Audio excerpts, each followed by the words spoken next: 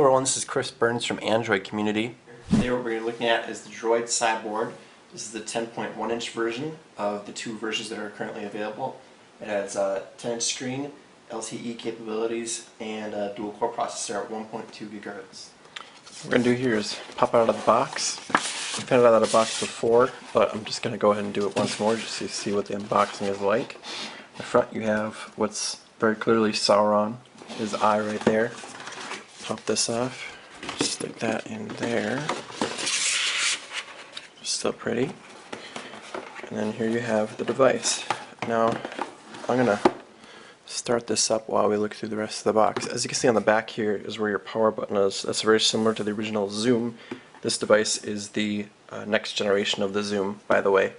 If you buy this device off of Verizon, it will be called the Zoom 2.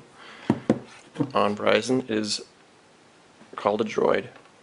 So while we're letting that go, I'll show what else is in here. We have a stylus. This comes separate, but I put it together for you. You can attach this to the device like so. It has a little clip right there. The stylus itself requires one AAA battery, slips in the back, and then you can just use this to tap away at your device. We'll be using that in a second. What else you get in here is a few books, wall plug, which is separate from your micro USB, and that's it. Now, the device is now on. Take a little bit closer look at it here. Now what we've got here is Android 3.2. That means it's honeycomb. We're not sure at all about whether it's going to be going to ice cream or when it's going to be going to ice cream rather. Right now we're still working with honeycomb. Now on the first screen here you see that it is a Motorola experience, which means it's not pure Google Android. It does have some what used to be called Blur. Now it doesn't have a name, it's just Motorola's experience.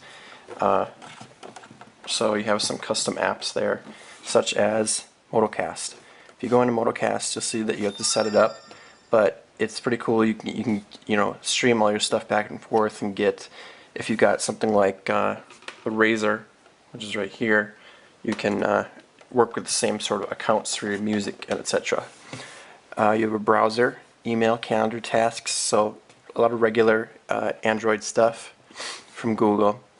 You have audio effects. This is interesting. Both tablets have slightly improved over quite a few tablets, I should say, audio experiences.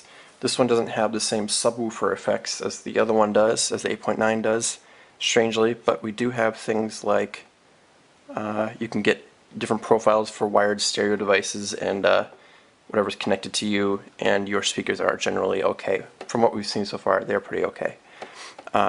Also in apps, you have quite a few different apps that are built in right out of the box.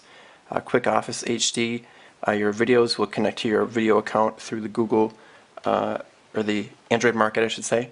You can get Slingbox for your movies, Sketch, so you can draw, Polycom. If you go into Polycom, I've not seen this on a tablet yet, but it allows you to do video. You can use it to communicate with, as it says, using premium quality audio and video.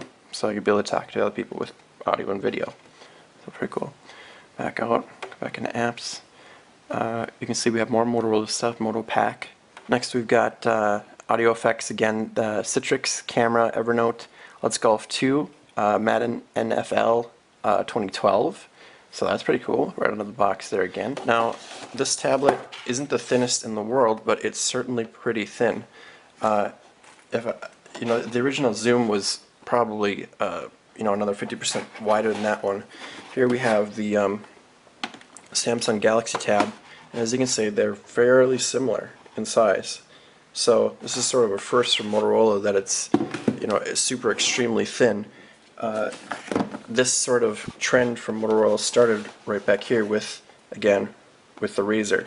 So these two devices are being marketed sort of at the same time. If you buy this tablet, you get $100 off the Razr, which is an okay deal. Now, the thing we're going to be thinking about the most here, though, is what's the value of this tablet over, for example, again, the Galaxy Tab there, which is also LTE. This tablet doesn't necessarily, easily show its value as a unique device, where a lot of devices that come out, such as the Razer again, came out and it was the thinnest. It's got the thinnest profile there, but this is, this doesn't exactly have just new features on it. Instead, what we got here is sort of what Motorola considers a full package as far as their new tablet experience. So we'll see if it's worth it. See you then.